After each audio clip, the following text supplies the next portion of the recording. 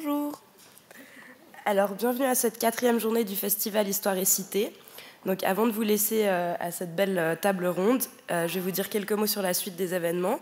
Donc, à 17h, nous vous proposons une conférence sur la sécurité et la souveraineté alimentaire en U408, ici à Unis-du-Four. À 17h45, vous pourrez participer à un atelier sur les aliments locaux à la Guinguette, donc au rez-de-chaussée d'Unis-du-Four toujours. Et à 19h, nous vous proposons une conférence sur la sécurité alimentaire et la domination entre les XVIIe et XIXe siècles, dans cette même salle, donc en U300.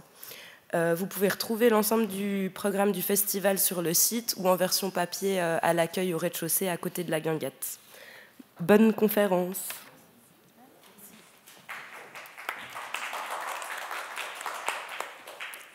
Alors, bonjour à toutes et tous, bienvenue à cette table ronde de l'aide alimentaire au droit à l'alimentation, quelle perspective. Je vais d'abord vous donner quelques mots d'introduction, présenter nos intervenants. Nous débattrons pendant une petite heure et puis ensuite on laissera la parole à la salle pour des questions et puis pour élargir le débat.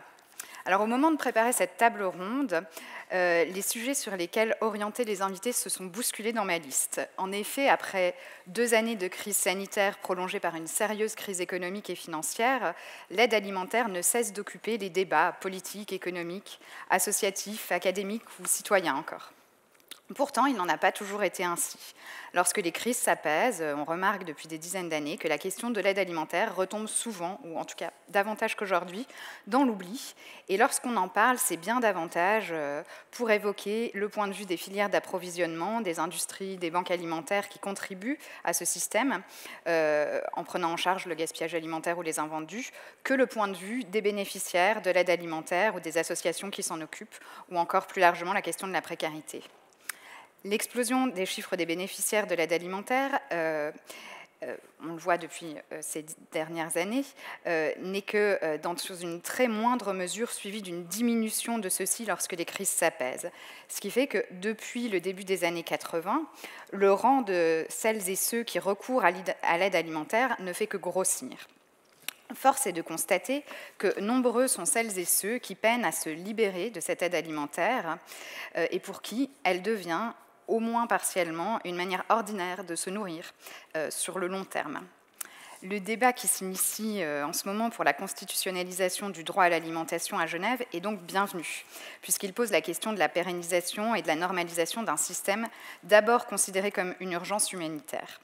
Alors qu'aujourd'hui, plus que jamais, il paraît urgent de sortir de l'urgence alimentaire qui constitue en réalité le quotidien d'un nombre croissant de personnes.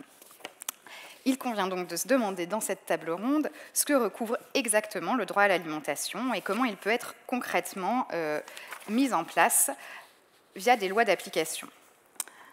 En effet, qu'il s'agisse de dispositifs de colis alimentaires, de restaurants sociaux ou encore d'épiceries sociales gratuites ou payantes, l'aide alimentaire recouvre de multiples formes, mais elle est finalement rarement synonyme de droit à l'alimentation.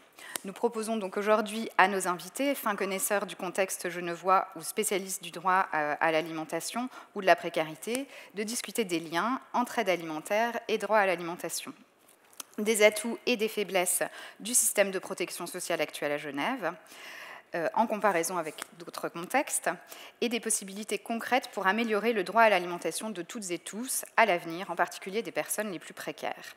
Pour nous parler de ces questions, nous aurons donc à nos côtés jusqu'à 13h45 Thierry Apotello, Sophie Boux, Laurence Ossipoff et Magali Ramel. Je vais vous dire quelques mots de plus pour les introduire.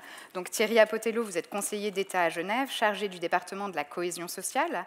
Vous avez été conseiller administratif à Vernier de 2003 à 2018 et député au Grand Conseil de 2001 à 2003. Vous avez présidé l'Association des communes genevoises et notamment été vice-président de l'Hospice général.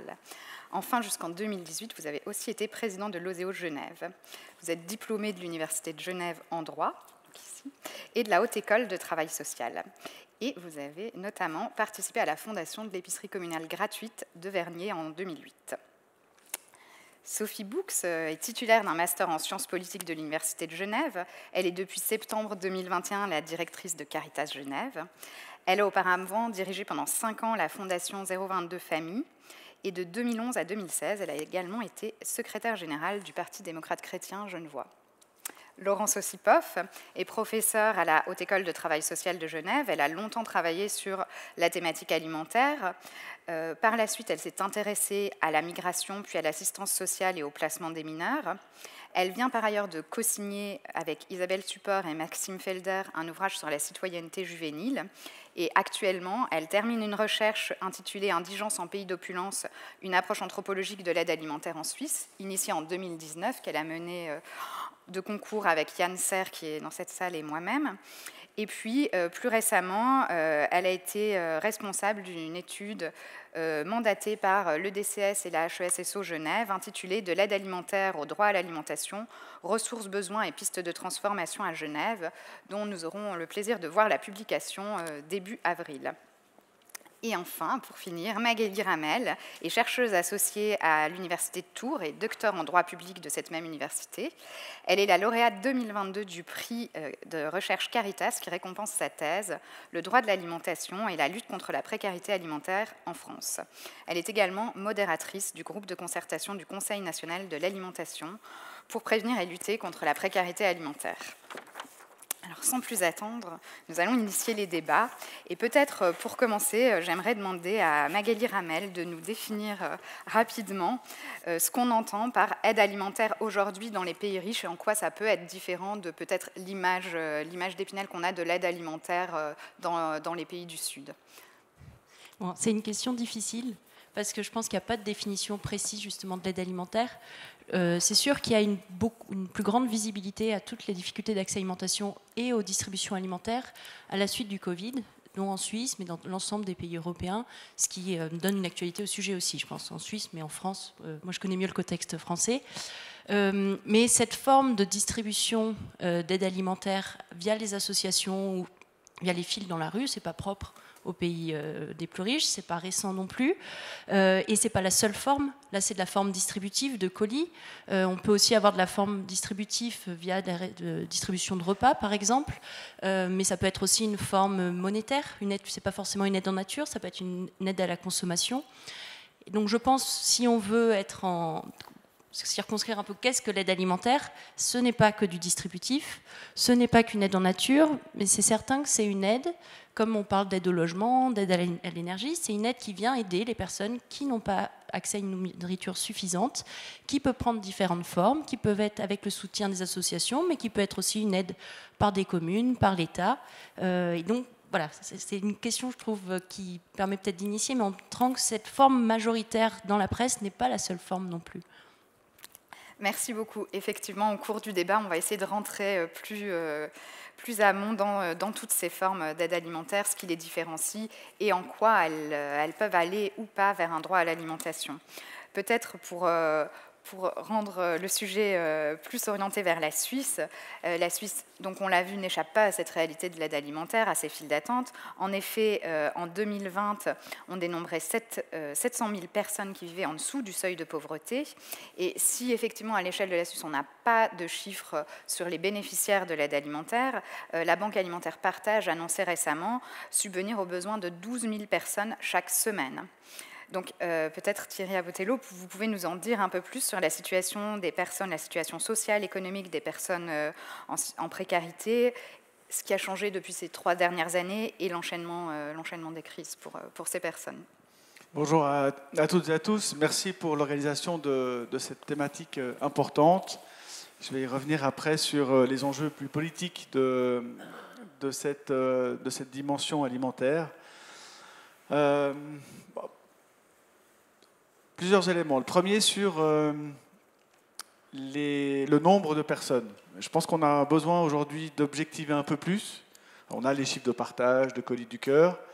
Mais ce qui m'intéresse, c'est d'avoir effectivement un regard un peu plus précis sur ces personnes qui sont au bénéfice de l'aide alimentaire, pour avoir une action plus précise au niveau de l'État sur la capacité d'agir au plus près des besoins. Deuxième réflexion sur un peu cette évolution, c'est pour moi un point de vigilance sur le fait qu'on s'intéresse beaucoup à la quantité de nourriture, c'est-à-dire l'accès à des colis ou à des épiceries.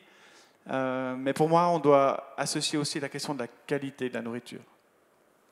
On a vécu une situation de crise, alors c'était extrêmement précieux et urgent que nous puissions, dans le cadre de la crise Covid, répondre aux besoins les plus urgents. Nous avons un autre défi qui est de savoir comment on peut aussi bénéficier d'alimentation de qualité. Ça, c'est un point de vigilance pour moi parce que parfois on a l'impression qu'on sépare les deux et de dire un peu vulgairement, il y a les bobos, ils mangent bio et puis les pauvres, eux, ils mangent des budget et pas de légumes. Alors on doit pouvoir reprendre ces questions-là et les élaborer de manière un peu plus commune. Troisième réflexion sur cette première question, c'est pour moi l'intérêt de cette analyse post-Covid autour de la prise de conscience que les collectivités ont eue à l'égard de la question de l'alimentation. Nous avons été toutes et tous marqués par les fils, la prise en charge ensuite de la coordination par le canton et le département autour de la distribution alimentaire. Ça a été terrible et en même temps, j'aime bien aussi voir les choses un peu plus positives, c'est qu'il y a une prise de conscience sur les trous dans la raquette sociale de notre canton. Et quatrième élément, pour ne pas faire trop long, pour moi, est inévitablement, lorsqu'on pose la question du droit à l'alimentation, et inévitablement la question de notre organisation sociale, l'assurance sociale ou les assurances sociales d'une part, l'aide sociale d'autre part. Comment est-ce que le droit à l'alimentation s'inscrit dans ce type de dispositif, respectivement, comment est-ce qu'il l'interpelle? Parce que des personnes qui sont à l'aide sociale ont dans leur forfait un budget alimentation, mais le reste des postes sont tellement faibles que du coup il y a des arbitrages qui sont faits dans les familles, notamment parce que, je prends l'exemple que du loyer, 1100 francs pour une personne seule, trouver un logement aujourd'hui à 1100 francs à Genève, c'est extrêmement compliqué. Donc il y a des décisions qui sont prises pour au fond, réduire le premier poste qui paraît être le plus simple à réduire, qui est l'alimentation. Et ça, évidemment, ça questionne la façon dont, inévitablement, le tissu, enfin, la norme sociale se pose. Et puis, il y a toutes celles et tous ceux qui n'ont pas le droit à l'aide sociale, toutes celles et tous ceux qui sont en dehors des radars, et je pense notamment à des personnes sans papier, et qui hors statut légal et qui du coup n'ont pas accès à une multitude de prestations. Et la question se pose, et bien sûr aussi de savoir comment on accompagne, on soutient des personnes qui ne sont pas au bénéfice d'une aide sociale.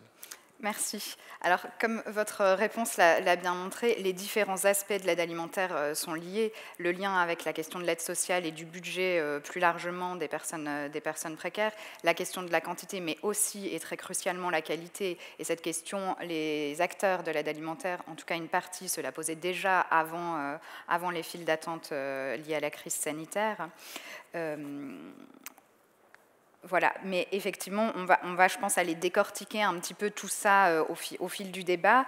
Peut-être qu'avant, pour notre auditoire, il serait bon de revenir un petit peu sur la dimension historique, puisqu'aujourd'hui, on est quand même au Festival Histoire et Cité, de l'aide alimentaire, et le fait que, finalement, au fil du temps, cette aide alimentaire, elle existe depuis assez longtemps, et elle s'insère de manière différente dans le filet de la protection sociale, dont vous avez très bien dit qu'on constate un certain nombre de trous dans cette raquette.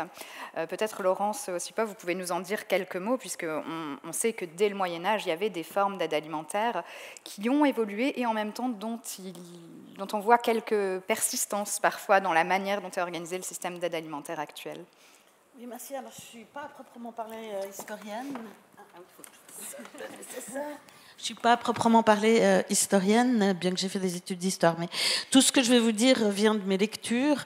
Bronislaw Geremek, André Gusselin, Jean-Noël Rétière et quelqu'un qui nous allons publier, Axel Brodier-Delino, qui montre qu'au Moyen-Âge, au début du Moyen-Âge, les pauvres peuvent être assez bien perçus parce qu'ils sont une sorte de théophanie, c'est-à-dire c'est comme le retour de Dieu sur terre, et en les aidant, on s'aide, on se gagne une place au paradis.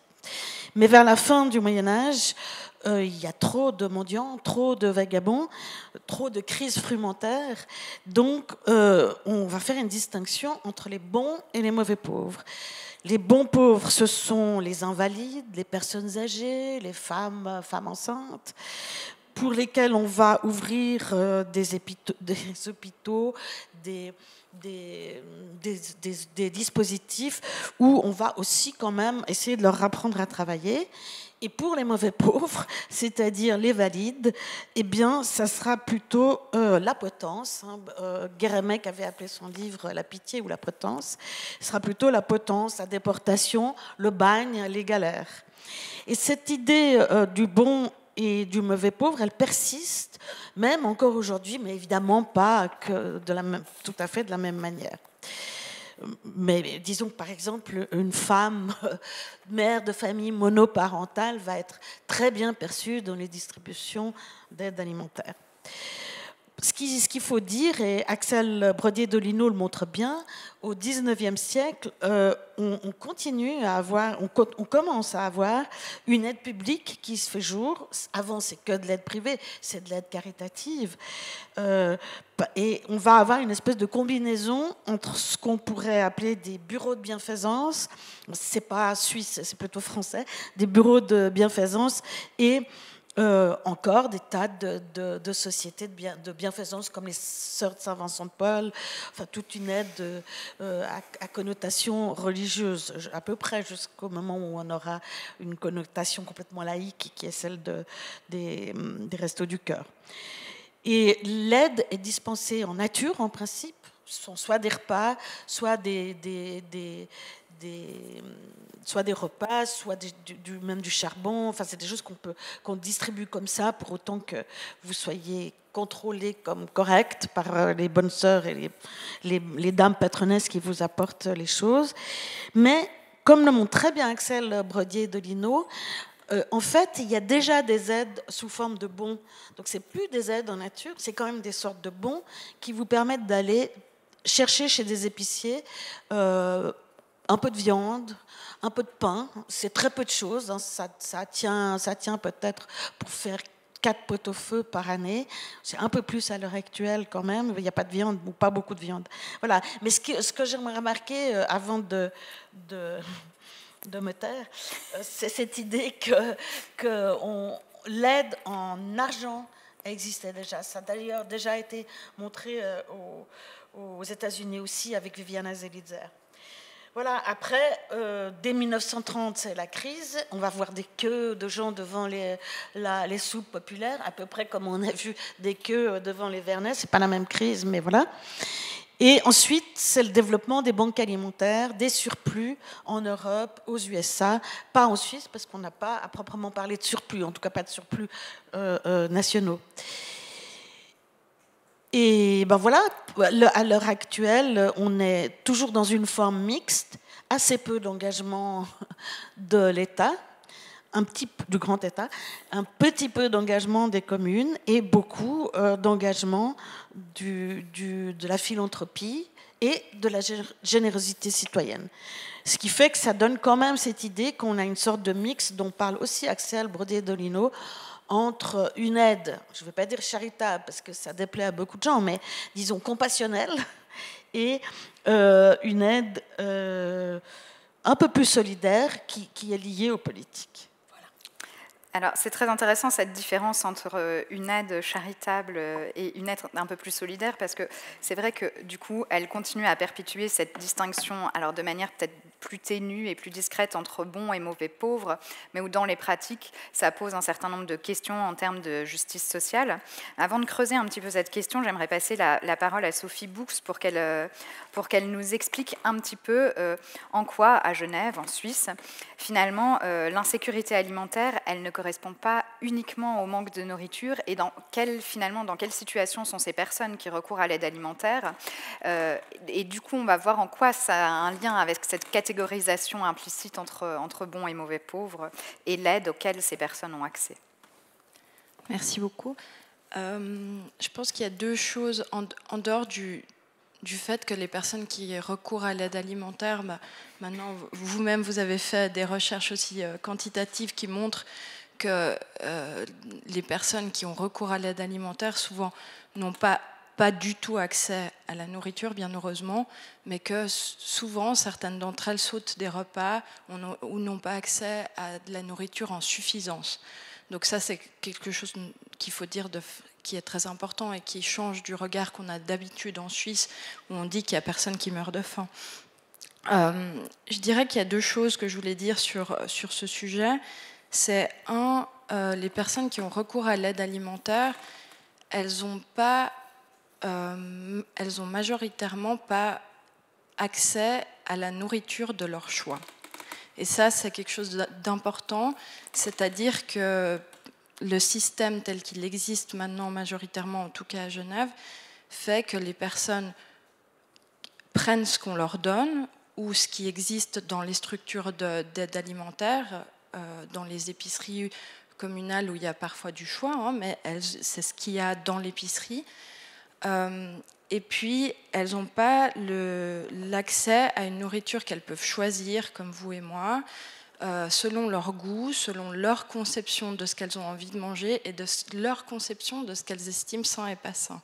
Parce que Thierry Apotello l'a dit avant, on peut s'imaginer de dire oui, alors les personnes qui ont les moyens, elles ont accès à une nourriture saine et les personnes pauvres, elles n'ont pas accès à une nourriture saine. Mais le contraire existe aussi, c'est-à-dire qu'une personne qui a de l'argent pourrait se nourrir librement comme elle veut de façon pas saine, on va dire ça comme ça, alors que souvent on a envie que les personnes pauvres se nourrissent de choses qui sont bonnes pour la santé, parce qu'on n'aimerait pas leur donner des choses qui ne sont pas bonnes pour la santé. Et puis la deuxième chose, c'est le fait que les personnes qui ont moins de moyens financiers, les personnes précaires, elles vivent dans une société en Suisse qui est une société de surabondance, d'abondance, et que donc l'alimentation leur rappelle systématiquement qu'elles n'ont pas de choix dans une société où il y a un choix absolument hallucinant. Et donc voilà, je pense que c'est deux choses qui font qu'on ne parle pas uniquement de ne pas manger, mais aussi de ne pas avoir accès à la société.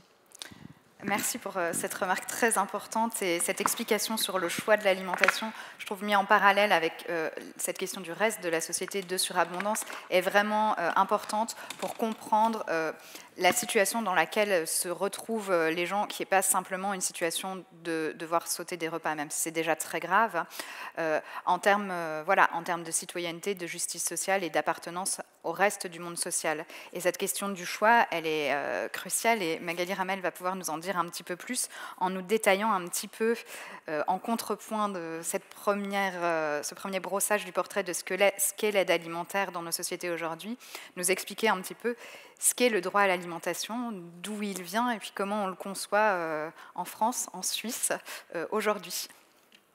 Alors, peut-être pour préciser, le droit à l'alimentation n'est pas un droit à une aide alimentaire. Et c'est bien justement tout ce qu'on pose, en tout cas ce qui pose un peu par ce sujet.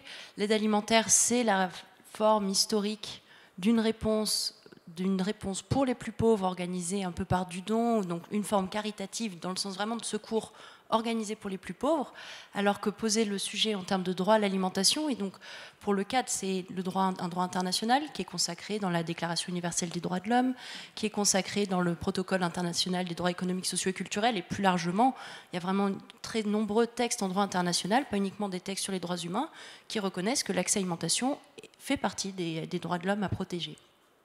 Mais quand on reconnaît un droit, c'est-à-dire qu'on va reconnaître évidemment l'importance d'un accès à l'alimentation et une distinction importante en droit international entre le droit d'être à l'abri de la faim, qui est le socle fondamental, c'est le seul droit reconnu comme un droit fondamental dans le protocole international des droits économiques, sociaux et culturels, mais c'est le socle minimal de pouvoir d'avoir suffisamment de nourriture en quantité suffisante, mais évidemment aussi de qualité, pour pouvoir répondre aux besoins énergétiques nécessaires.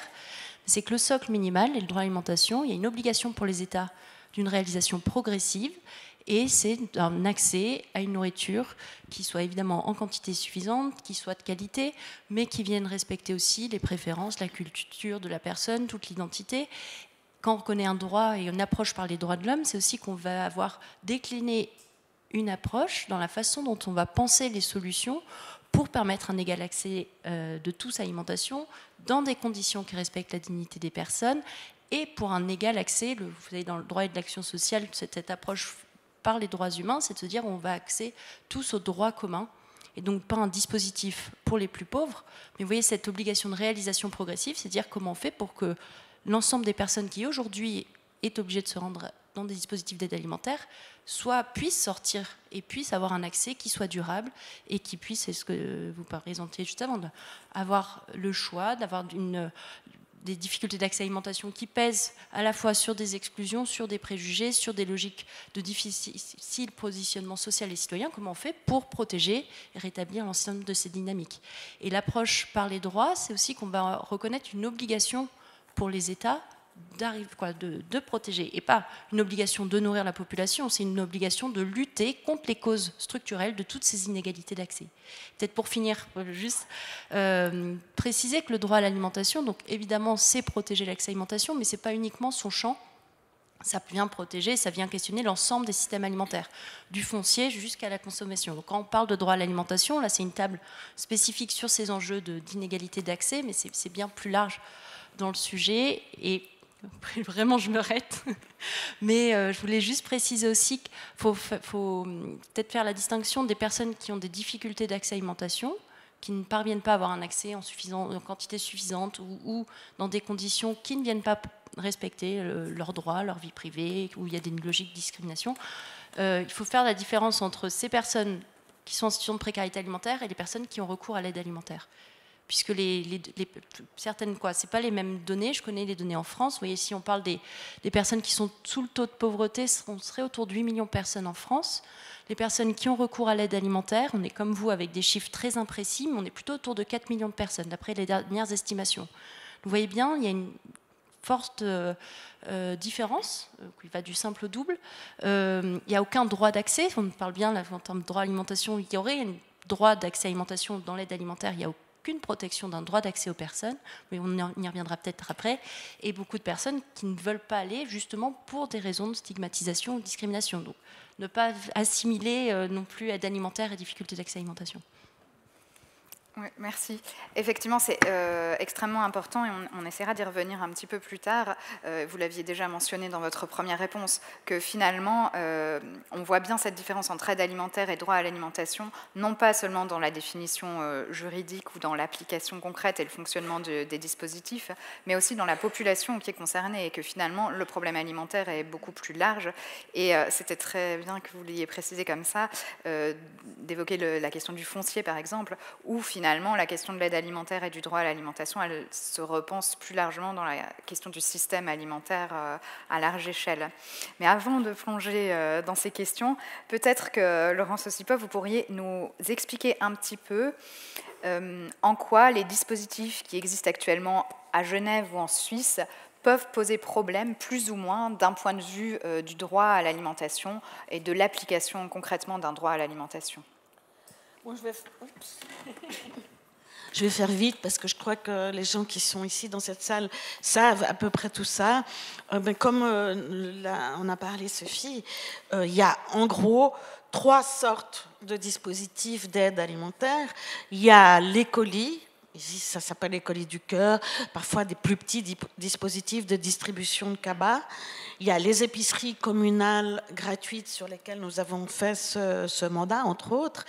Là, c'est des endroits où on accède à de l'alimentation presque sans choix. On peut choisir un petit peu dans les épiceries communales gratuites, à des aliments de qualité, en tout cas pour ce qui est les fruits et les légumes, puisque les colis sont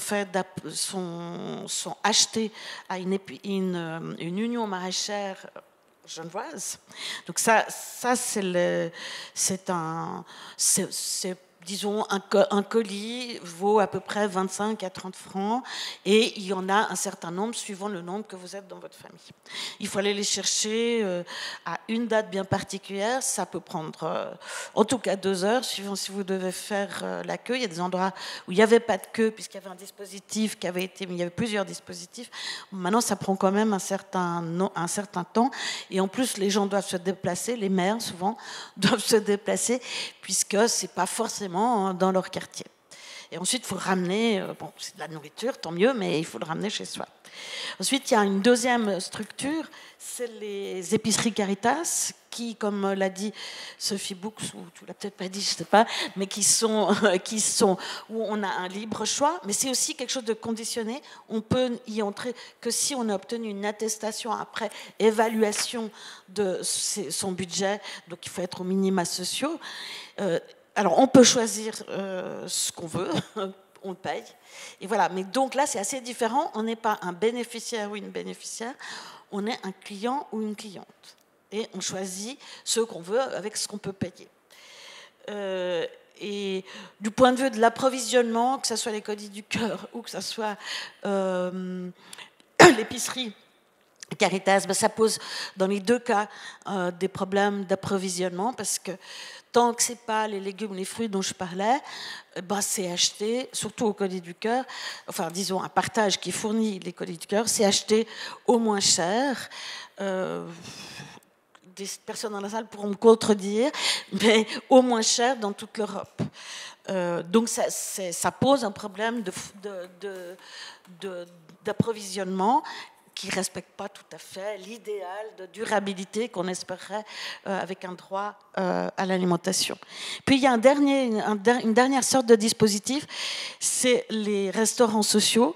Ça, ils ne sont pas d'accès conditionnel, ils sont de libre accès, comme tout ce qui est du bas seuil, et on peut y manger des repas, un petit déjeuner, des repas, ça dépend des lieux, un petit déjeuner, des repas, et même pouvoir prendre un tout petit peu parfois de nourriture pour le soir. C'est inconditionnel et c'est un accueil libre. Alors quand on discute de droit à l'alimentation, c'est peut-être pas ces gens-là que ça concerne en premier, parce que c'est de toute façon des gens qui, en principe, n'iraient peut-être probablement pas faire leurs emplettes et ne feraient pas eux-mêmes la cuisine, parce que la plupart de ces gens, pas tous, mais sont soit sans logement, soit en logement collectif. Voilà. Puis pour terminer sur l'approvisionnement, Partage a eu pendant longtemps un argumentaire du recyclage, c'est-à-dire qu'on récoltait ce qui était juste à la limite d'être passé de date, dans la limite de la date de vente. On récoltait ça dans des grands supermarchés. C'était disons, on va dire une sorte de contrat win-win comme ça entre les deux institutions, les deux dispositifs. Et puis ensuite on le redistribuait. Alors ça a été vu comme un argumentaire très positif du recyclage, mais maintenant il y a peu de choses qui sont recueillies. Ça sert à nourrir des petits dispositifs, mais pas les Colis du Cœur. Et donc, on peut se demander si on a besoin d'une seconde plateforme d'achat, un peu comme vous avez une plateforme d'achat pour Caritas. Merci. Alors, effectivement, cette question du recyclage alimentaire, elle est vraiment très intéressante et elle pose un gros problème, même si à Genève, en ce moment, la plupart des dispositifs fonctionnent de moins en moins sur de la récupération alimentaire et de plus en plus sur des achats groupés. C'est encore majoritairement le cas dans beaucoup d'autres cantons ou en France. Et ça pose un certain nombre de problèmes éthiques et pratiques, hein, au-delà des contraintes que vous avez mentionnées sur les horaires d'ouverture et les lieux d'accès à l'aide alimentaire sous forme de colis notamment, qui contraint à se déplacer dans tel endroit, tel quartier à telle heure et pas un autre jour, contrairement aux épiceries Caritas qui vont être ouvertes sur des horaires ordinaires. Le fait de cuisiner avec de la récupération alimentaire pose aussi un certain nombre de contraintes. Je ne sais pas si l'un ou l'une de vous veut préciser sur ce sujet. Je voulais juste faire pas une précision par rapport à ce qu'a dit Laurence auparavant, mais juste sur ces lieux bas seuil, sur la remarque sur qui ça touche, pour maintenant connaître de mieux en mieux ce qui se passe au Carré. Depuis le Covid, le Carré a fait des distributions de repas à l'emporter. Et ça a beaucoup changé. Ça a en tout cas changé le type de personnes qui viennent demander un repas. C'est-à-dire que dans les personnes qui continuent maintenant à prendre des repas à l'emporter, il y a aussi beaucoup de personnes dites working poor qui travaillent à l'heure, à la demande. On les voit dans la queue avec des sacs à dos de livraison de repas. Et puis, il y a aussi des personnes, des familles, des familles qui ont un logement et qui accèdent moins à ces lieux de repas où effectivement il y a souvent des personnes assez en marge de la société, parfois qui ont des problèmes avec l'alcool ou des drogues, etc., qui peuvent être là et qui donc empêchent l'accès aux familles, pas dans le sens où elles l'empêchent physiquement, mais les familles ont parfois peur d'accéder, et donc elles viennent chercher des repas à l'emporter. Et ça, je crois que ça dit aussi beaucoup sur l'état de la situation à Genève, que des personnes qui vivent, qui ont un appartement, qui sont probablement au bénéfice de colis de cabas, vont aussi rechercher des repas pour subvenir à leurs besoins.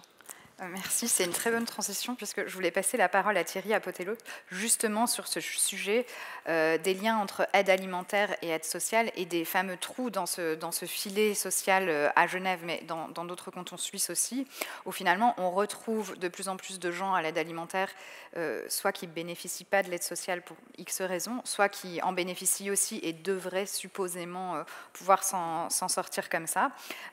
Problème qui est doublé par le fait de la conditionnalité d'accès à l'aide alimentaire, où finalement un certain nombre de structures sont soit accessibles uniquement aux gens qui touchent l'aide sociale, soit au contraire pas accessibles parce que les associations considèrent que si on touche l'aide sociale, on n'a pas besoin de l'aide alimentaire. Voilà, un mot là-dessus, c'est bon. Oui, volontiers, parce que évidemment, j'ai apprécié le terme de réflexion structurelle quand on parle du droit à l'alimentation. Parce qu'au fond, ça replace d'abord le rôle de l'État, et au sens constitutionnel du terme, à Genève, cela veut dire le canton et les communes. Et d'autre part, on a aussi le devoir de penser que la question du droit à l'alimentation concerne pas seulement le département de la cohésion sociale ou celui qui est en charge des affaires sociales. Ce serait un peu réducteur, et je me méfie de cette pensée un peu restrictive sur la question du droit à l'alimentation. Je souligne vraiment l'importance d'évoquer ce terme de droit à l'alimentation pour faire écho à un droit fondamental, et donc de l'inscrire comme tel, comme étant vraiment une valeur constitutionnelle. C'est pour moi mobilisateur de plusieurs départements et de plusieurs collectivités publiques. Et je me réjouis de ce débat parce que le fait que nous puissions évoquer, comme je l'ai dit, l'inacceptable choix que doivent faire des gens entre la réduction de l'alimentation versus l'achat de prestations, de loyers, d'assurances et que sais-je, eh bien, va poser des problèmes de fond sur notre structuration. Et puis oui, on a quand même une tendance assez générale en Suisse de limiter l'accès à l'aide sociale. Alors à Genève, on en est encore fort heureusement préservé, mais dans de nombreux cantons suisses, des réflexions à chaque ouverture du droit, à chaque ouverture de la loi sur l'aide sociale, c'est plutôt pour viser à la restreindre.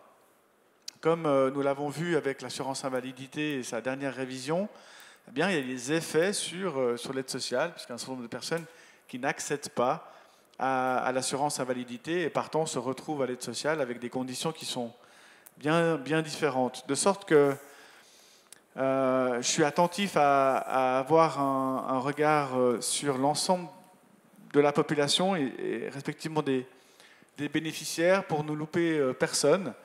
L'aide sociale est considérée en Suisse comme en France comme un peu dans le dernier filet. Puis au fond, on se rend compte qu'il y a encore, encore des étapes, et on l'a très bien vu avec Covid, mais on a un certain nombre de personnes aujourd'hui, ressortissants ukrainiennes et ukrainiens. On a toute une série de personnes qui séjournent en Suisse, qui fabriquent notre richesse économique, mais qui pourtant sont invisibles de l'aide sociale ou même des assurances sociales. Et donc, le fait que nous puissions être invités à nous positionner structurellement sur les charges des collectivités publiques, comme celle évidemment de l'aide sociale, eh bien, c'est un enjeu de société suffisamment fort. On est aujourd'hui à un carrefour, il faut l'admettre. On a été à Genève actif sur le domaine de l'aide alimentaire. Bien entendu que c'était urgent et nécessaire. Laurence Ossipov évoquait le terme de charité, on n'en est pas loin. Au fond, si on considère que les organismes philanthropiques au sens large ont fait leur part, eh bien, quand on parle de droit à l'alimentation, encore une fois, ça pose le rôle de l'État. Et donc, nous sommes à un carrefour parce que l'État n'a pas eu, le canton, je vais le préciser, n'a pas eu jusqu'alors l'habitude, la volonté, l'imagination ou que sais-je, de s'intéresser de près à prendre en charge une nouvelle politique publique. Les pressions sur les budgets étant ce qu'ils sont, avec une pression politique forte, eh bien, on a l'impression qu'au fond, c'est toujours l'autre qui doit faire. Alors, on a l'expérience des communes, évoquée par Laurence Ossipov, avec un certain nombre de constats aussi sur les limitations de ces pratiques. Mais le canton et les communes doivent être plus proactives et s'enclencher dans un nouveau monde s'agissant de l'alimentation. Alors on va accepter de tâtonner, on va accepter de mener des projets pilotes, on va tenter de trouver de quoi aussi s'adapter, parce que je n'ai pas envie d'un système qui s'est instauré et qui, pendant les 150 prochaines années, va se faire. Je pense que ce n'est pas juste. Et avec nous, dans ces réflexions, inévitablement, la Banque alimentaire partage. Quel va être son rôle, comment, pourquoi, quel va être le rôle des associations, quel va être le rôle du réseau social au sens large du terme.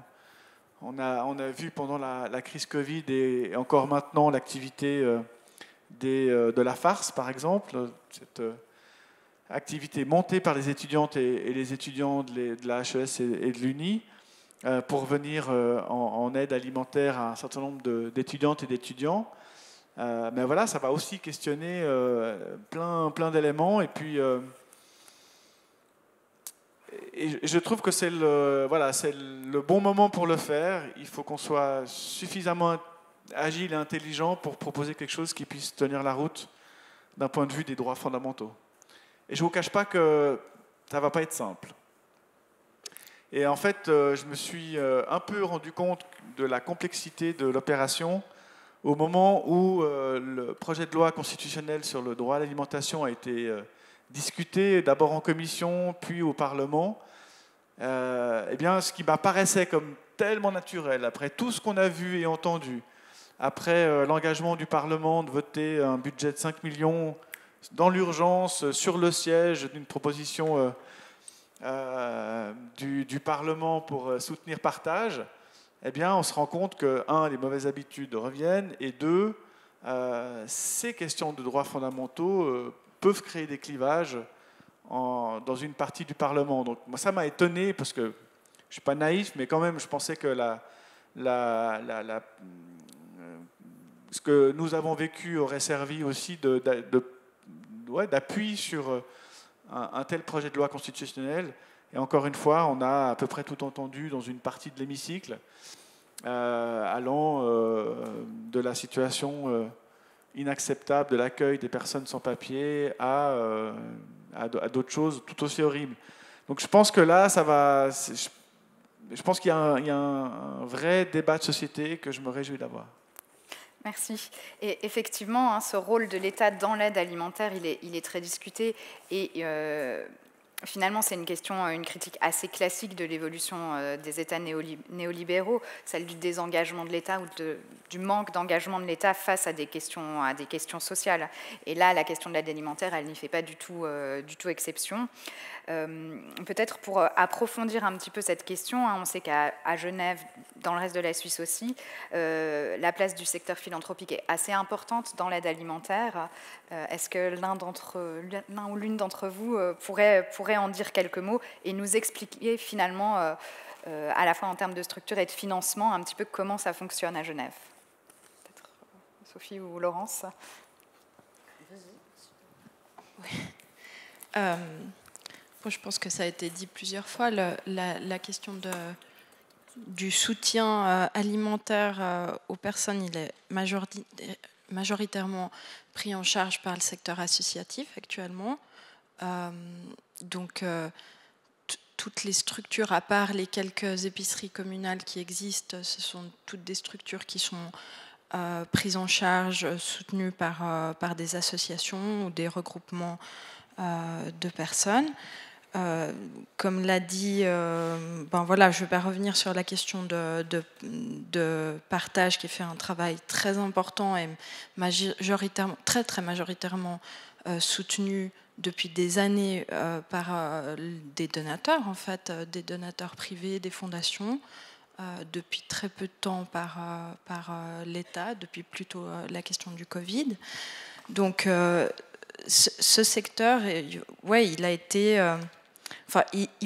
l'aide alimentaire à Genève, en gros, en une phrase, peut exister parce que pendant des années, des donateurs privés ont donné de l'argent ou de la nourriture pour que cette nourriture puisse être distribuée.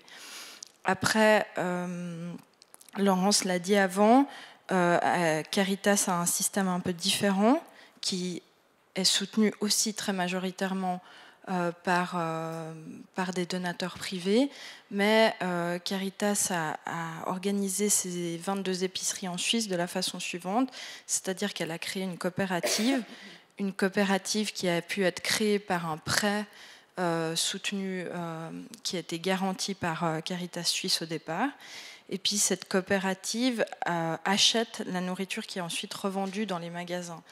Et là où il y a une différence, c'est que la marge qui est faite sur les aliments ou sur les produits de première nécessité est beaucoup plus basse que dans le commerce normal. Et donc, c'est ce qui fait que les produits peuvent être accessibles à moindre coût. Par contre, c'est clair, et ça, on en a beaucoup discuté avec Laurence et Anne-Laure, les épiceries Caritas, elles ne survivent pas non plus sans un soutien philanthropique, c'est-à-dire qu'il y a une partie des aliments qui est donnée ou subventionnée par des fondations privées. Il y a aussi dans certains cantons des aides de communes qui soutiennent par des loyers gratuits les épiceries. Et puis aussi, il y a toute l'aide que les bénévoles donnent. Et là, c'est autant dans les épiceries Caritas que dans les épiceries communales, que au Colis du Cœur et à Partage. Il y a des gens qui donnent du temps. Et sans ces personnes-là, en fait, ces lieux ne tourneraient pas du tout. Parce que c'est des lieux qui financièrement ne peuvent pas survivre s'il n'y a pas des bénévoles qui sont là. Donc je crois que voilà, c'est un peu ce qu'on peut dire. L'aide alimentaire, elle existe parce qu'il y a des gens qui donnent du temps, de l'argent ou des aliments à destination de personnes précaires. Oui, je veux juste dire un mot. Il y a la philanthropie, l'anthropie, je vais y arriver. Ça m'écorche, pourtant sans elle, on ne pourrait rien faire. Il y a ça. Puis il y a aussi la générosité civile, citoyenne. Partage organise extrêmement bien les appels aux dons un certain nombre de samedis. Et moi, ma question, mais c'est qu'une question, c'est de me dire que si par hasard on arrivait à un système qui reposerait plutôt sur de l'argent, sur des formes d'aide qui soient du cash ou des bons, mais pas nécessairement d'une aide en nature, qu'est-ce qui se passera au niveau de cette aide citoyenne, cette générosité civile? Parce que je crois quand même qu'il y a un aspect compassionnel. On aide les pauvres, parce que c'est leurs besoins premiers qui sont mis, qui sont là à aider, et nourrir quelqu'un presque en direct, c'est pas en direct, mais presque en direct, c'est quelque chose qui est fort pour la plupart des gens qui se montrent si généreux. Donc se pose la question de comment ça risque de se passer si jamais on essaye de trouver un autre type d'aide. Est-ce que ces généreuses citoyennes et citoyens seront d'accord qu'on donne de l'argent? Dès qu'il y a de l'argent, il va y avoir des accusations d'abus, etc. Merci. Effectivement, parce que pendant les samedis du partage, on remarque que donc les grandes collectes organisées par Partage, les dons sont davantage faits en nature plutôt qu'en argent. Donc voilà, qu'adviendrait-il de ces dons en nature? Mais avant d'approfondir cette question, je crois que Magali Ramel voulait préciser quelque chose sur le soutien que l'État peut apporter, qui n'est pas toujours si visible finalement. Oui, en fait, quand on parlait de l'engagement ou désengagement de l'État, au regard du droit à l'alimentation aussi, je vous disais, ça engage la responsabilité de l'État, mais je pense qu'il faut bien faire la distinction entre un engagement de l'État pour l'organisation de l'aide alimentaire, et là je vais vous parler un peu de ce qui se passe en France et au niveau de l'Union européenne, et de l'engagement de la responsabilité de l'État sous la définition du droit à l'alimentation, qui n'est pas exactement la même chose, et notamment l'aide alimentaire en France repose sur des financements européens, et on parle d'institutionnalisation de l'aide alimentaire, du droit, et un engagement de l'État qui est venu organiser le dispositif, qui est venu aider les associations pour avoir... Bon, évidemment, il y a aussi tout ce qui est aide bénévole, et ce qui est une part importante. Les dons font partie aussi d'un apport conséquent, mais qui sont défiscalisés, donc là aussi, une certaine forme d'engagement de l'État. Les locaux mis à disposition, tout ça, c'est des formes publiques qui aident l'organisation de l'aide alimentaire. Et puis vraiment, sur l'approvisionnement, ce sont des fonds européens qui permettent d'acheter une part, c'est un tiers pratiquement, des denrées qui proviennent des fonds européens. Et l'État français vient encore d'augmenter le budget à destination des associations pour pouvoir aider à améliorer la qualité des denrées. Donc vous voyez bien, il peut avoir une forme, en tout cas en France, il y a une forme certaine d'engagement de l'État pour pouvoir assurer le fonctionnement du dispositif, mais l'État vient organiser un dispositif pour l'aide alimentaire. On ne reconnaît toujours aucun droit d'accès aux personnes. Vous voyez, on organise la qualité, on organise l'achalandage, on organise les dons. On ne vient pas voir comment on répond aux attentes et aux besoins des personnes et qu'est-ce qui viendrait répondre aux attentes des personnes. Et je pense vraiment parler du droit à l'alimentation et sous les droits fondamentaux, et ce que vous disiez, c'est un peu se poser quel est l'horizon qu'on veut atteindre, c'est quoi l'objectif? Est-ce que c'est de se dire qu'il y a toujours plus de personnes qui vont à l'aide alimentaire, les étudiants qui n'arrivent pas à se nourrir ou les travailleurs pauvres, et du coup il faut démultiplier? Ce sont des circuits d'approvisionnement spécifiques pour les plus pauvres, avec tout un circuit de denrées qui ne sont pas toujours des mêmes qualités, on en reviendra peut-être, mais quand on fait une logistique extrêmement lourde, spécifique pour l'approvisionnement des plus pauvres, loin de cette perspective droit commun, vous voyez, pour tous. Et comment on fait pour, au contraire, avoir comme horizon qu'il y ait toujours moins de personnes, que l'aide alimentaire d'urgence soit évidemment nécessaire, mais comme être au droit à l'abri de la faim pour l'urgence, et que les personnes puissent, au plus rapidement possible, avoir un accès stable et suffisant à l'aide alimentaire qui respecte l'ensemble à l'alimentation, pardon, qui respecte l'ensemble des droits. Et donc vous voyez, quand on parle droit à l'alimentation, c'est pas uniquement, il me semble, fonctionnement de l'aide alimentaire et comment on vient appuyer le fonctionnement, mais ça vient fondamentalement remettre en cause ou remettre en question en tout cas nos réponses traditionnelles qui sont encore une fois héritées du Moyen-Âge sous une forme un peu de dons et organisées pour les plus pauvres. Donc c'est un peu toute cette réflexion qui est clairement large et en plus vient faire, je suis bien d'accord, c'est pas uniquement que l'aide sociale d'urgence qui est posée ou que l'action sociale. Et peut-être aussi une précision que je n'ai pas dit tout à l'heure, sur le droit à l'alimentation, donc je vous ai dit, c'est un droit fondamental et un droit humain qui est vraiment consacré au niveau international, qui est reconnu aujourd'hui dans une trentaine de constitutions, mais pour l'instant, aucun pays dit développé ne l'a reconnu. Et donc c'est là où il y a quelque chose d'extrêmement intéressant, et je pense vraiment qu'effectivement, il y a une période politique extrêmement intéressante, mais en plus de ce qui se passe à Genève, qui serait l'une des... Alors, c'est pas un État au niveau... quoi, c'est un canton, je sais pas quoi les termes qu'on dit, mais de se dire comment cette approche par les droits peut être mis au centre d'une approche aussi pour repenser toute nos dispositifs de lutte contre la précarité alimentaire, qui sont toutes ces mêmes questions qu'on aborde aujourd'hui, se posent aussi en France. L'Écosse aussi, j'avais vu, a fait toute une réflexion autour du droit à l'alimentation, et vous voyez, en posant comme condition de sortir de l'aide alimentaire, d'arrêter les banques alimentaires à long terme, c'est ça l'horizon. Donc comment on fait pour y arriver?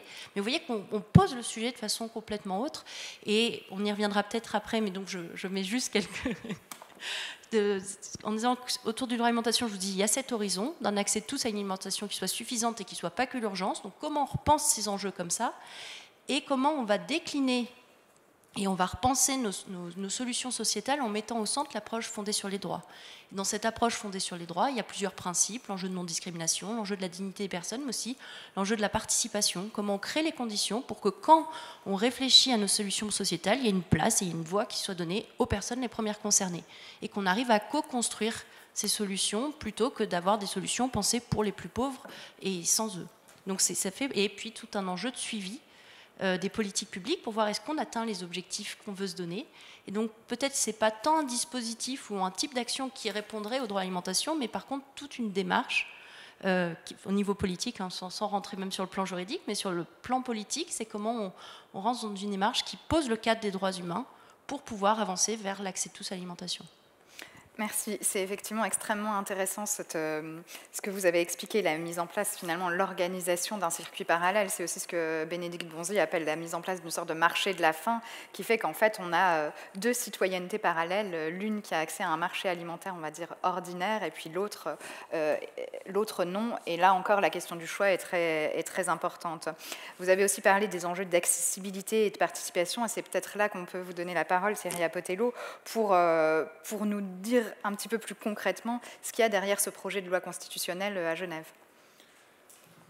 Bon, d'abord, c'est effectivement une volonté d'amener un vrai débat sur la question du droit à l'alimentation.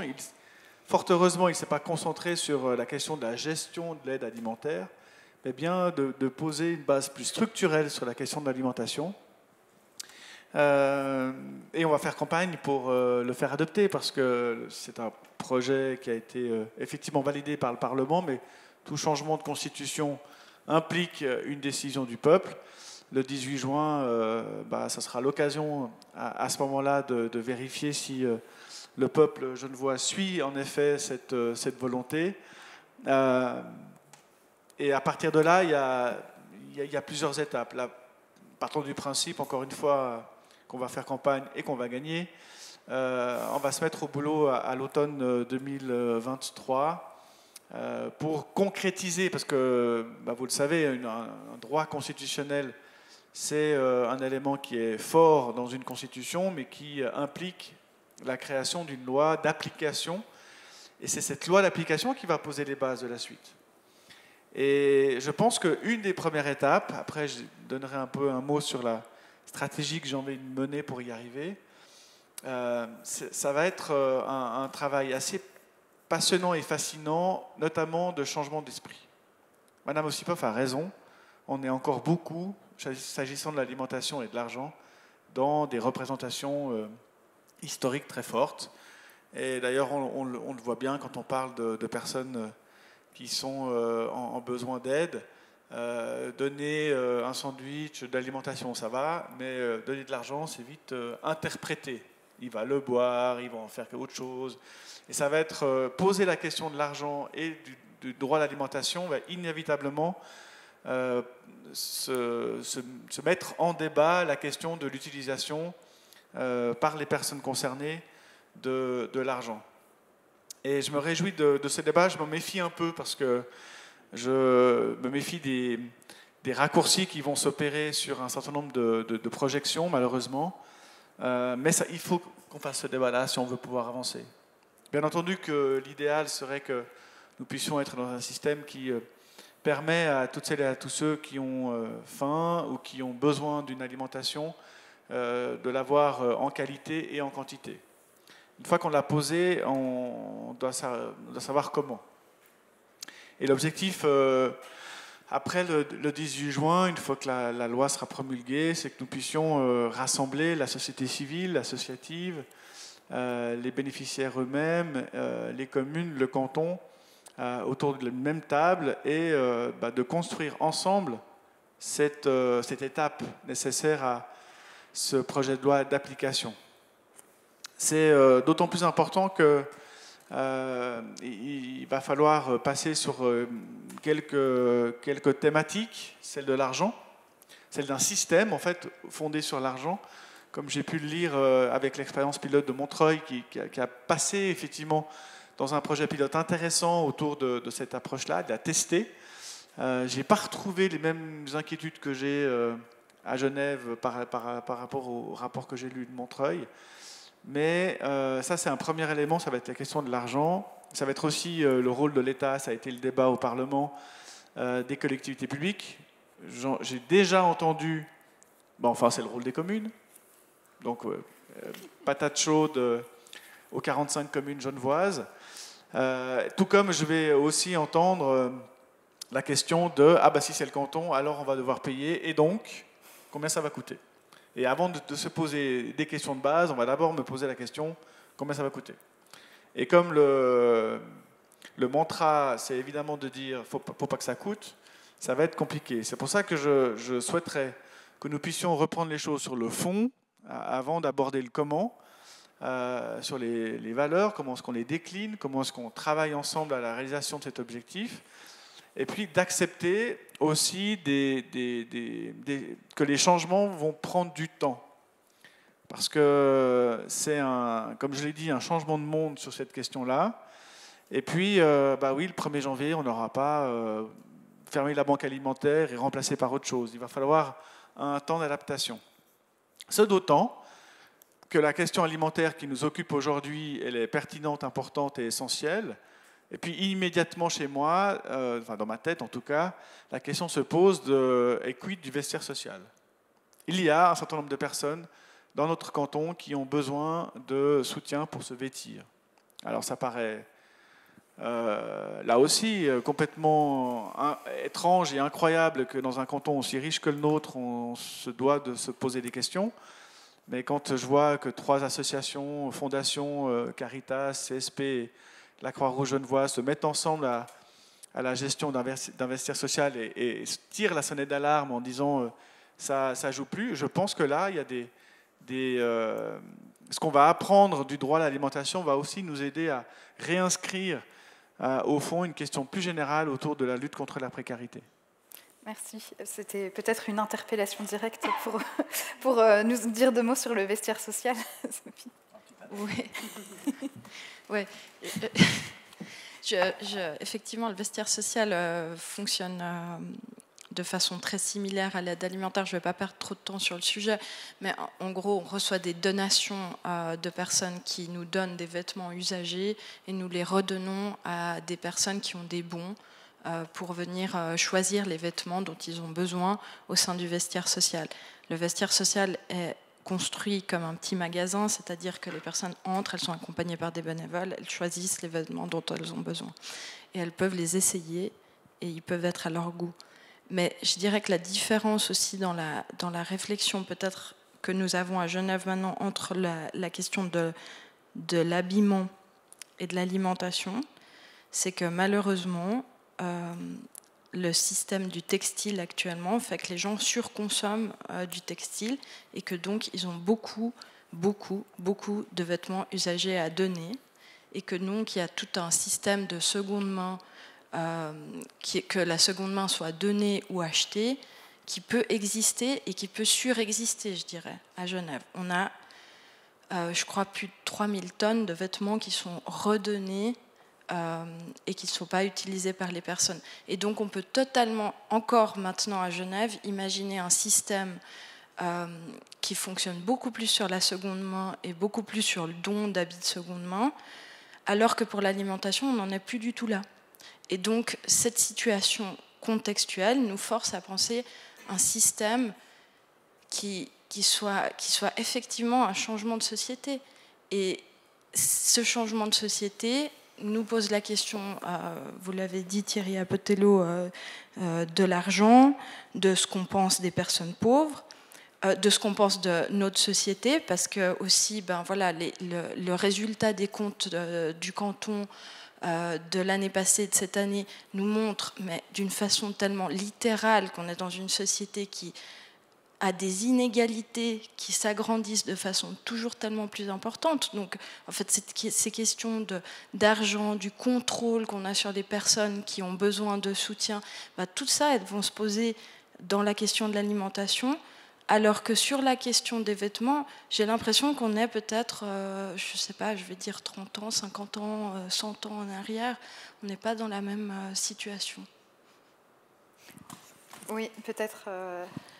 J'ai fait beaucoup d'entretiens de personnes au colis du cœur et j'ai toujours demandé si ils allaient aussi au vestiaire social ou simplement le vestiaire, c'est sur un bon, c'est encore une autre histoire. Mais il y a plein d'endroits où on peut acheter maintenant des habits de deuxième main, notamment cette super moderne Upcyclerie dans la rue de Carouge.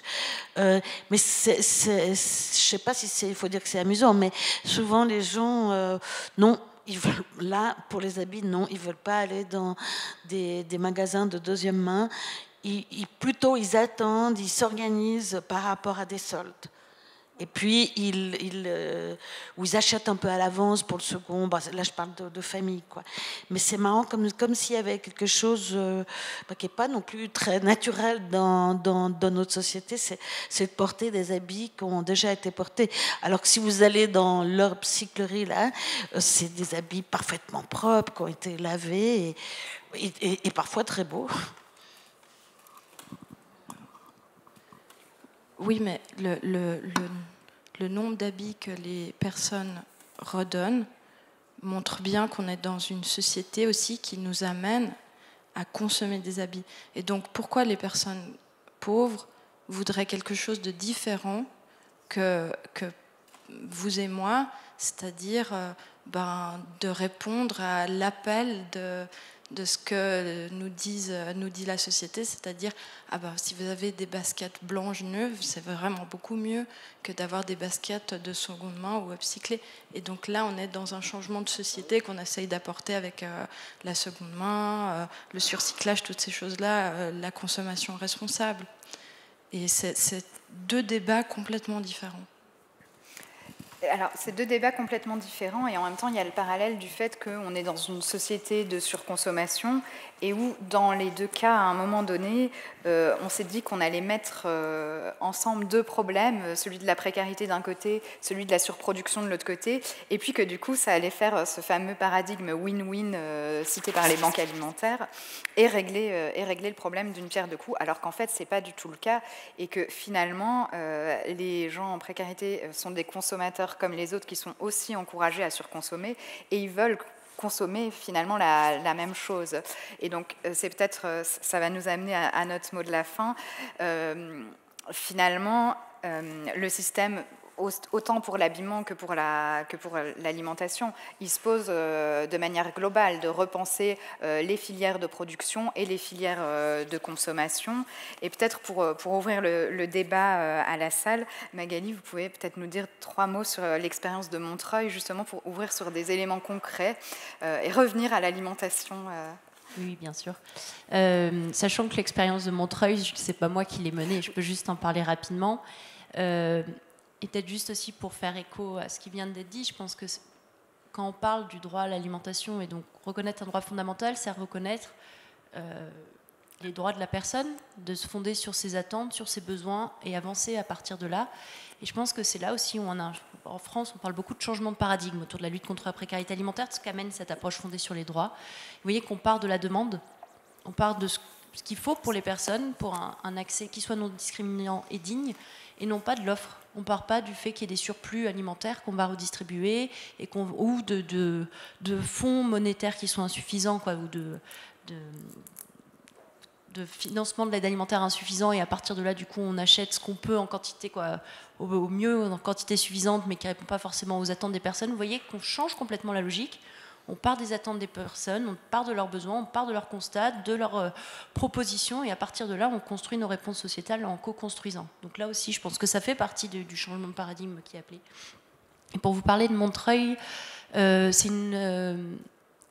une action qui a été montée, c'est une expérimentation en fait, de quelques mois, qui a été montée par Action contre la faim et la Fondation de l'Armée du Salut. Donc ça reste une dynamique associative avec l'INRAE qui était très impliqué pour aussi avoir toute une démarche d'évaluation, de suivi-évaluation des effets, des impacts. Et je pense que ça fait partie vraiment dans toutes ces réflexions, et encore une fois, toutes les discussions qu'on a aujourd'hui ici, on a les mêmes en France avec beaucoup d'expérimentations qui se développent, beaucoup de réflexions sur comment faire autrement.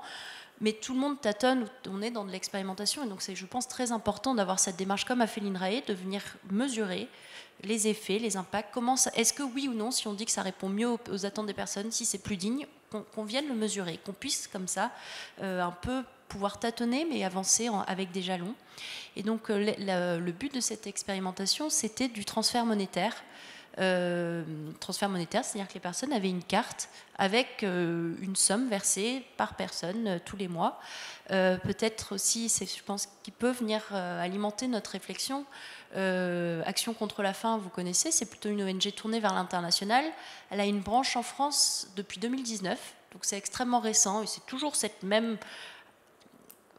ce paradoxe d'un phénomène qui a été découvert ou redécouvert, le fait qu'on puisse avoir faim aussi dans les pays les plus riches. C'est quand même une préoccupation récente, de façon complètement paradoxale. Donc Action contre la faim est venue en France récemment, mais avec son expertise de l'international. Et à l'international, ça fait longtemps que le don en nature, donc vous voyez, la distribution, est remis en cause parce que ne répondant pas aux personnes, parce que venant déstructurer les marchés locaux, et que le cash transfert était bien plus efficace également sur le coût. On parlait du coût, en fait, l'aide alimentaire, on dit que c'est gratuit, mais le coût de fonctionnement est extrêmement important. Et donc, comment on arrive à mesurer ce coût de fonctionnement de l'aide alimentaire aussi, pour pouvoir le remettre dans le débat et pouvoir un peu... Donc, je reviens à Montreuil, cette expérimentation avec... encore une fois, j'ai suivi le projet de loin, donc je m'excuse si j'ai des approximations, mais de mémoire, c'était une centaine de familles, dans 2 quartiers différents, 2 formats différents de cartes aussi. Une carte où les personnes avaient une somme et elles faisaient ce qu'elles voulaient. Elles pouvaient le dépenser dans tout commerce, si elles voulaient mettre tout pour envoyer dans leur pays, à leur famille en pays, elles le pouvaient aussi, en Western Union. Si elles voulaient mettre tout dans du bar, elles pouvaient aussi. Donc ça, première carte. Deuxième carte, ciblée uniquement vers des commerces ou alimentaires, ou hygiène, où vous voyez bien de nécessité. Mais donc non ciblée vers certains produits, non ciblée vers des points d'aide alimentaire, donc quand même gardant une certaine liberté. Et l'objet, c'était de voir à quel point ça répondait mieux ou pas aux attentes des personnes, comment c'était financé, comment c'était vécu. Donc avec ces enquêtes, avant, au bout de 3 mois, il y avait une petite pause, et puis ça, il y a eu aussi une deuxième expérimentation. Vous voyez que ça vient remettre en cause le côté distributif. Et puis, autour du projet, il y avait aussi la Fondation de l'Armée du Salut et tout un accompagnement et très fort avec tout le tissu social de Montreuil. Montreuil, c'est une ville avec beaucoup d'associations très impliquées, un tissu social extrêmement fort, et donc d'accompagnement de ces familles pour l'ouverture des droits. Et donc, c'était cette expérimentation qui a été faite, avec une évaluation montrant comment les personnes ont dépensé, et montrant que même quand c'est... Vous voyez, pour essayer de casser certains préjugés, même quand les personnes pouvaient dépenser comme elles voulaient l'argent, ça allait à 90% pour des dépenses alimentaires, ou pouvoir aller aller au restaurant ou faire quelque chose pour l'anniversaire des enfants, pouvoir avoir un peu plus d'argent pour faire du loisir et pouvoir souffler un peu. Donc c'est extrêmement fort comme témoignage. Il y a eu aussi toute une mesure, et là aussi c'est des outils qui sont utilisés à l'international, qui arrivent chez nous en fait. Je trouve que c'est assez intéressant de voir comment on peut s'inspirer de ce qui est fait depuis longtemps à l'international pour venir re-questionner ce qu'on fait aussi chez nous. Pour le stress, comment cette expérience a permis aux familles d'être moins préoccupées, parce que dans tous les témoignages des parents, notamment qui doivent nourrir leurs enfants, qui ne parviennent pas à leur donner une nourriture, des repas suffisants ou équilibrés, mais c'est une culpabilité, un stress extrêmement horrible, quoi. Donc comment cette aide est venue aider aussi à donner moins de stress, et donc les résultats de l'étude, et peut-être que le mieux c'est de renvoyer après vers le rapport si ça vous intéresse. Il y a un rapport synthétique qui a été publié. Cette expérimentation, elle s'est terminée en décembre dernier, donc vous voyez, c'est assez récent. Et le rapport final est en cours de rédaction, mais l'étude montre que pendant l'expérimentation, les personnes du coup soufflaient au niveau des difficultés et de l'insécurité alimentaire, mais à la fin de la prestation, elles retombaient dans ces mêmes difficultés. Par contre, au niveau du stress, là aussi, c'était vraiment un soulagement, je ne sais plus, ça mesure du bien-être, vraiment des études qui montrent à quel point ça venait des les familles. Et 3 mois après l'expérimentation, donc peut-être que ça redescendra, mais 3 mois après l'expérimentation, il y avait vraiment encore ce soulagement d'avoir pu avoir cette aide financière. Tout ça, en tout cas, ce que moi je pense qu'on peut en tirer comme conclusion, et je laisse la parole après aux autres, hein, mais c'est de se dire aussi à quel point il y a un enjeu alimentaire en tant que tel. C'est pas uniquement en ouvrant les toits dans l'accompagnement social, c'était d'ouvrir les autres prestations sociales de revenus suffisants ou de couverture maladie, tout ce qu'on peut avoir comme filet de protection sociale en France. Et ça montre, il me semble, que même si on active tous les droits sociaux qui pourraient être attribués aux familles, bah oui, je ne l'ai pas précisé, les familles, elles n'avaient pas été sélectionnées conditionnalité, c'était par le tissu social qui orientait ou qui proposait aux familles. Donc il n'y a pas eu de contrôle des revenus, ce n'était pas que les familles forcément les plus pauvres, mais c'était un peu repérage, ce qui permettait aussi d'aller autrement vers les familles pour proposer ce dispositif, et qui montre, je pense, qu'il y a un vrai sujet de l'accès à l'alimentation et du droit à l'alimentation en soi. Ce n'est pas par des droits connexes de prestations sociales qui suffiraient pour pouvoir couvrir ce besoin. On a besoin de protéger l'accès à l'alimentation en tant que tel, et tant mieux si c'est protégé par un droit à des revenus suffisants, mais de ne pas estimer que parce qu'on a une protection sociale et le droit au RSA ou à des revenus suffisants en France, on couvre suffisamment les dépenses alimentaires des familles, quoi. Merci pour ce mot de conclusion. Ça montre, je pense, la nécessité de penser la chose dans la globalité, autant pour les personnes qui bénéficient du droit à l'alimentation, c'est-à-dire tous et toutes, en théorie, que pour les personnes les structures qui organisent ce système, et de ne pas se concentrer, je pense, on l'a déjà dit plusieurs fois, uniquement sur la dimension alimentaire et encore moins sur la dimension uniquement précarité alimentaire. Mais voilà, de repenser le système dans sa globalité. Est-ce qu'un ou une des intervenants veut ajouter un mot de conclusion avant de passer la parole à la salle, ou... Dans ce cas, on ouvre aux questions de la salle pour une petite quinzaine de minutes. Oui, Christophe Gollet.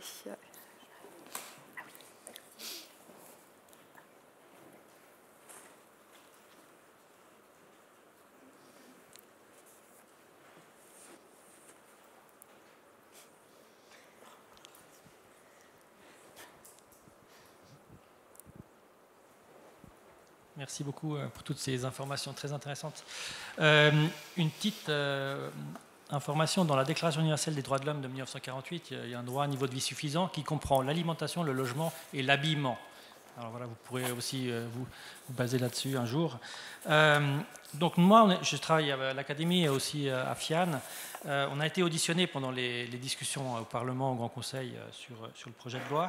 Et par rapport au changement de valeur, il y avait quand même quelque chose d'important qui s'est passé, c'est que des professeurs de droit de l'Université de Genève, qui, il y a encore 10 ans à peu près, disaient que les droits économiques, sociaux et culturels n'existaient pas, sont venus défendre le droit à l'alimentation quand ils ont été auditionnés, en disant oui, ce droit à l'alimentation est fondamental et il doit être inscrit dans la Constitution. Donc moi j'ai trouvé que c'était un changement assez important par rapport à encore il y a quelques années.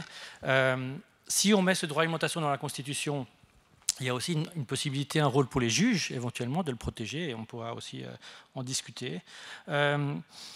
Ensuite, dans ces discussions qu'on a eues dans l'audition, il y avait le centre qui a été convaincu par la production locale. Et puis après, on a eu une discussion avec des gens, par exemple du MCG ou d'autres partis, où là, c'était très sympathique tant qu'on a parlé des jardins potagers, mais en effet, dès que le mot sans-papier a été énoncé, là, ça devenait très compliqué. Le problème avec le droit à l'alimentation, c'est qu'on ne peut pas faire de discrimination. Donc, si vous voulez, il y a un problème avec l'horizon qu'on veut atteindre avec ce droit et les limites qu'on a, et vous l'avez rappelé, Thierry Potello, chaque fois qu'il y a une révision en Suisse, c'est plutôt vers une plus de restrictions. Là, il y a quelque chose de fondamentalement qui ne joue pas avec une approche comme ça, où on discriminerait selon d'avoir des papiers ou pas. Parce que du point de vue de droit à l'alimentation, ce n'est pas possible. Ensuite, j'ai une question pour Magali Ramel, si elle pourrait nous exposer brièvement ce que fait le CNA en France, le Conseil national de l'alimentation, puisque Thierry Potello a parlé du fait qu'une fois qu'on espère que le droit à l'alimentation soit accepté, ensuite il y aura une discussion pour la loi. Peut-être que dans la loi, ce serait bien de mentionner, de créer une institution participative comme le CNA en France pour pouvoir ensuite mettre en œuvre cette loi. Donc voilà, peut-être ce serait bien d'avoir des informations.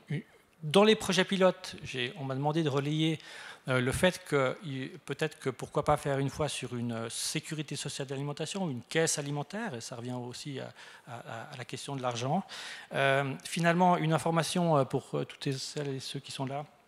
On fait un débat un peu comme ça, 19, 20 et 21 avril au Réfectorio. C'est organisé avec le Réfectorio et FIAN Suisse pendant 3 jours sur toutes ces questions. Je ne suis pas filmé, donc je le dis, j'espère que vous serez réélu, Potello, parce que vous avez une vision sur ce sujet. Je ne vois pas comment on va pouvoir continuer si ça change de magistrat.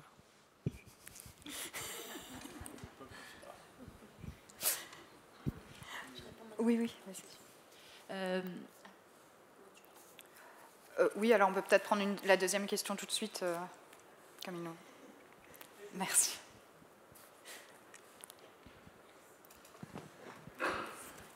Du coup, j'aurais une petite question concernant en fait partage. On essaie aussi de concilier aussi aide alimentaire et aussi on parle aussi beaucoup de gaspillage alimentaire.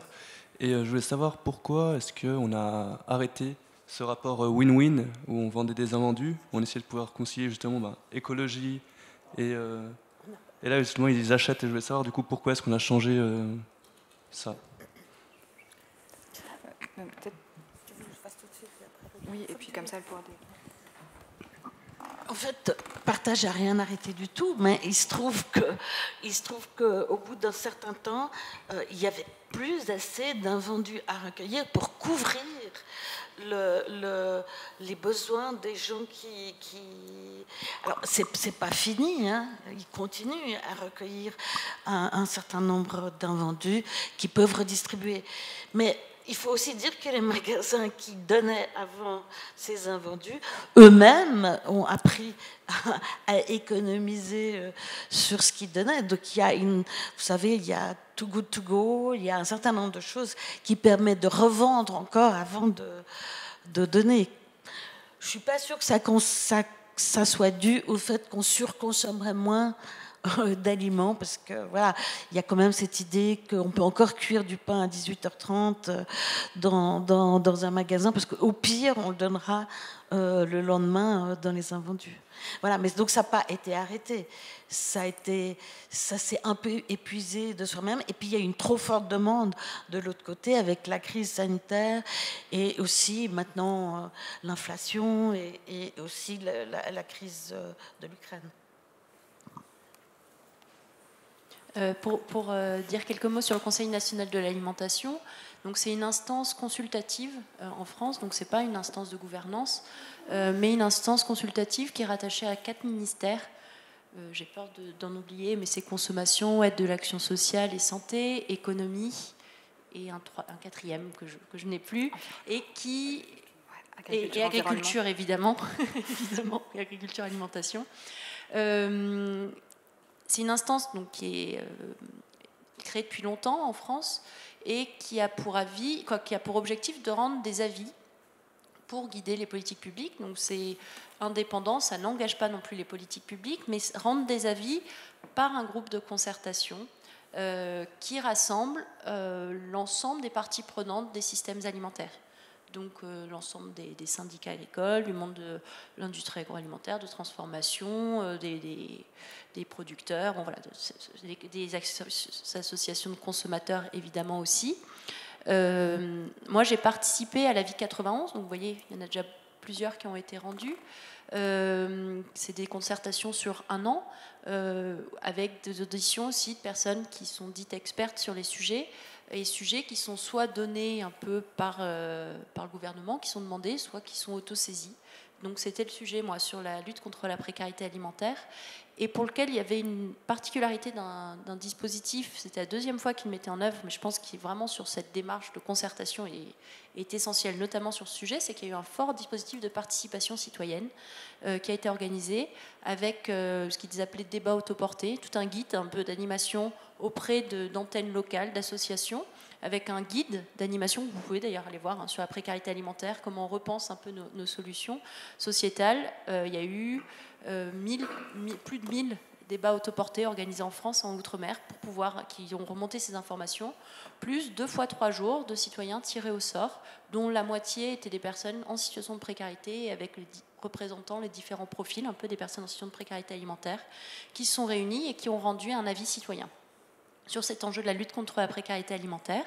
Et après, le groupe Concertation, c'était une cinquantaine d'organisations, a eu pour mission donc d'écouter ces différentes auditions, de s'approprier tout ce qui était les matériaux de la participation citoyenne, avec aussi des réunions croisées, et de produire un avis, un peu de recommandations autour de ces enjeux de lutte contre la précarité alimentaire.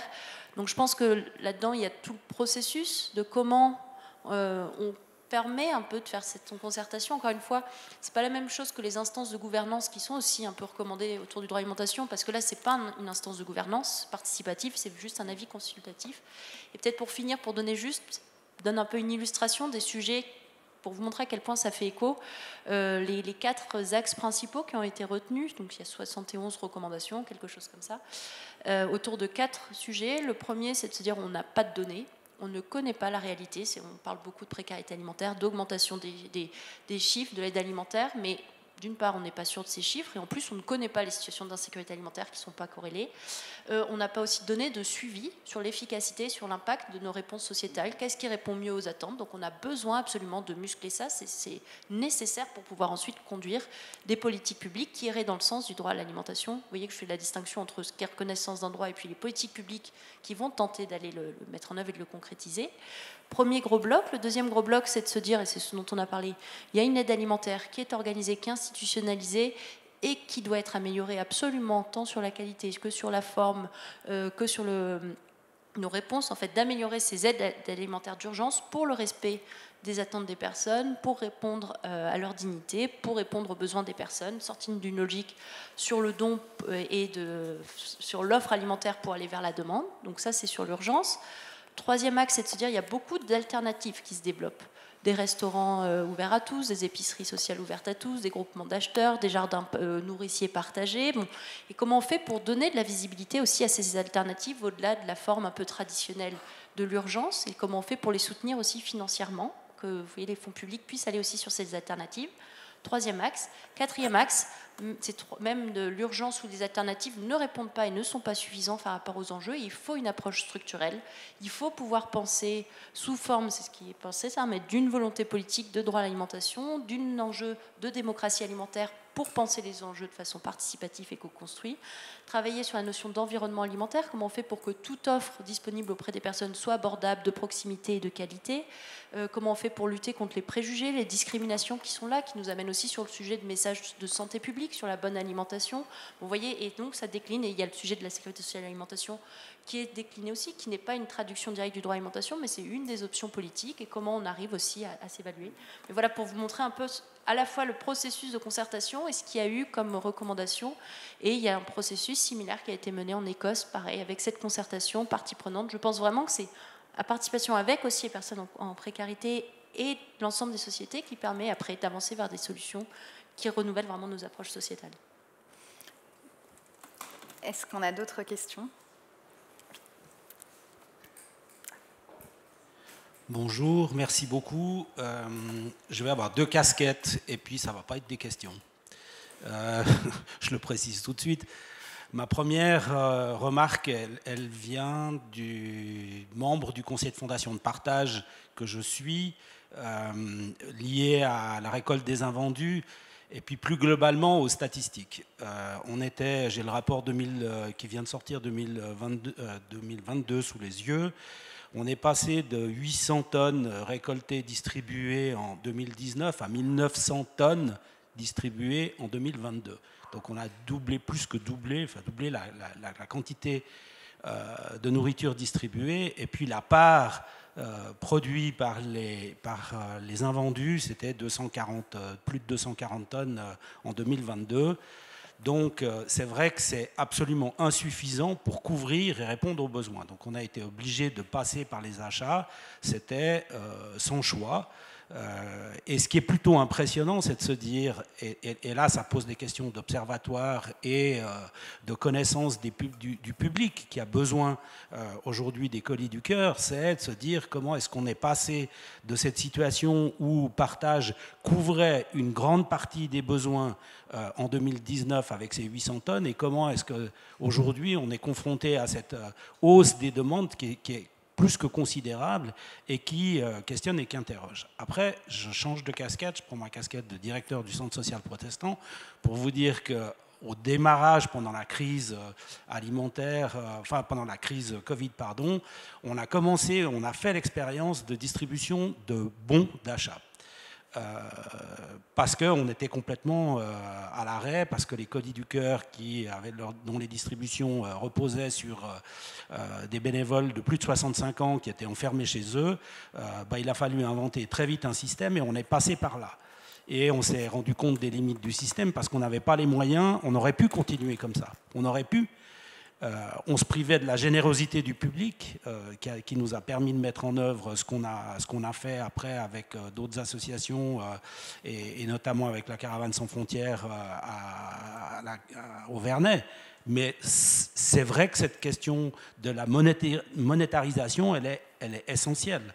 On a eu des retours, en plus pour faire plaisir, et je le dis très tranquillement, pour faire plaisir aux partenaires de partage, de l'époque, on avait des bons qui étaient Coop, Migros, Manor, et je ne vous dis pas le nombre de remarques qu'on a eu en retour, mais qu'est-ce que vous voulez que j'aille faire avec un bon de 100 francs chez Manor, parce que mon pouvoir d'achat, il est nul, et ils auraient voulu des bons chez Lidl, chez Denner, et ce n'étaient pas des partenaires. Donc voilà, ça, je ferme la parenthèse de cette expérience-là, mais ça pose un certain nombre de questions. La troisième remarque que je fais, c'est sur le public concerné. Vous avez beaucoup évoqué des publics avec des droits sociaux. Il y a le public aussi sans droits sociaux, puis il y a les gens qui sont juste au-dessus des barèmes. Et ces personnes-là qui sont juste au-dessus des barèmes, c'est des personnes qu'on voit à Caritas ou CSP notamment, et qui ont impérativement besoin, dans le contexte de crise qu'on connaît, de ce soutien, de pouvoir avoir accès aux Colis du Cœur, notamment, ou aux épiceries communales, etc. etc. Donc, là, on va se retrouver dans un débat qui va être passionnant, qui va être hyper politisé, mais sur comment est-ce qu'on va gérer la suite, parce que j'ai bon espoir qu'on arrive avec une majorité de gens concernés et sensibles à ce que cette loi soit constitutionnelle, soit adoptée. Voilà, ce n'était pas des questions, je vous avais prévenu. Merci pour ces remarques très intéressantes qui, bien que ce ne soit pas des questions, Sophie Boux a un petit commentaire à ajouter. Oui, je voulais juste renforcer ce que vient de dire Alain par un chiffre. Laurence l'a dit, pour accéder aux épiceries Caritas, il faut une carte, et pour obtenir une carte, par exemple, un subside d'assurance maladie est suffisant. Ça partout en Suisse.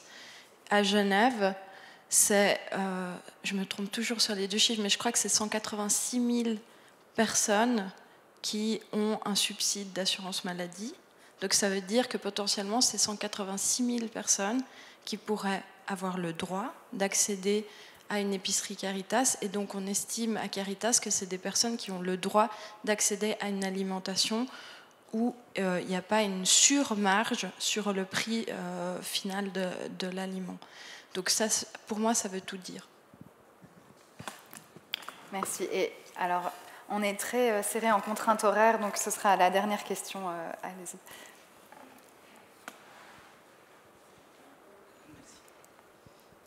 Bonjour à tous. Moi, je travaille dans une de ces associations qui font les attestations des colis alimentaires et plutôt que des questions, je vais me permettre de faire quelques remarques.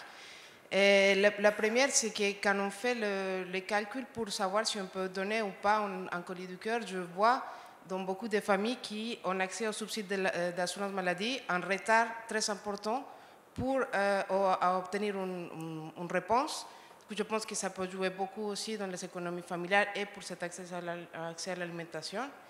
Une autre chose, c'est la quantité de personnes qu'on voit au quotidien et comment ça pourrait être une source d'information, de statistiques pour pouvoir alimenter ces débats et les débats aussi au niveau du public pour la prise de décision, pour le suivi, etc., qui sont sous-exploités et que c'est quelque chose que j'essaie aussi de faire monter dans l'institution dans laquelle je travaille, mais que c'est vraiment une source d'information qui est mise de côté quand ça pourrait vraiment donner beaucoup de réponses, en tout cas la base pour pouvoir se poser de vraies questions et pour proposer de vraies solutions. Aussi, une troisième chose, c'est qu'on voit beaucoup de personnes qui touchent l'aide sociale, qui viennent nous demander aussi pour faire des inscriptions au colis du cœur, parce qu'ils ont des difficultés à joindre leurs assistants sociaux, sachant qu'ils sont aussi débordés les personnes de l'Hospice général. Et aussi, on se pose la question de pourquoi on a autant de demandes de personnes quand normalement ils n'avaient pas accès à ces attestations parce qu'il y a certains... Genre, si on fait pas, si on n'est pas en mer sol, si on n'a pas le seuil pour avoir accès à ces attestations, il est vraiment très, très bas, en tout cas selon les remontées qu'on a sur le terrain. Et aussi des personnes qui viennent, qui ont les colis du cœur. Nous, depuis l'année dernière, on donne des bons de 25 francs pour la COP ou pour la migrant, qui viennent nous demander ces mots parce qu'ils disent que les colis du cœur, ce n'est pas assez, surtout quand c'est des familles nombreuses, parce qu'ils disent que c'est supposé tenir une semaine, mais c'est juste une petite aide. Du coup, juste pour dire que dans le terrain, moi, en tant que travailleur social, on est vraiment très inquiet de cette situation. Et nous, on doit au quotidien refuser ce type d'aide aux personnes. On voit au quotidien une souffrance des familles et des personnes qui ont des enfants parce qu'ils n'ont pas la possibilité de donner une solution à sa famille. Merci beaucoup pour ce témoignage qui conclut bien, je pense, nos débats, puisqu'il remet en perspective à la fois l'action des associations sur le terrain et le quotidien, les difficultés vécues au quotidien par les familles et les personnes concernées par ces difficultés. Avant de finir, je voudrais vous remercier d'avoir assisté à cette table ronde et remercier nos intervenantes et intervenants d'avoir animé ces riches débats. Et donc l'intervention a été filmée, donc je suppose qu'elle sera disponible sur le site du festival. Merci beaucoup. Merci.